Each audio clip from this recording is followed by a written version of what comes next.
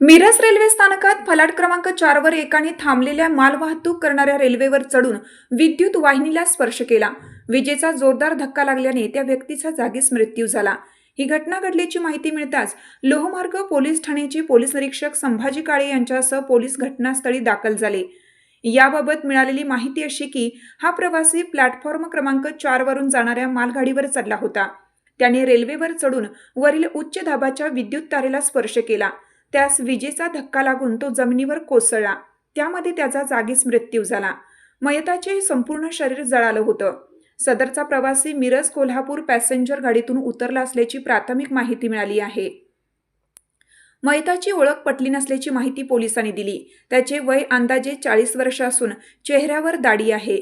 मिरज लोहमार्ग पोलिसांनी सदर व्यक्तीची ओळख पटवण्यासाठी प्रयत्न करीत आहेत। या घटनेची नोंद मिरज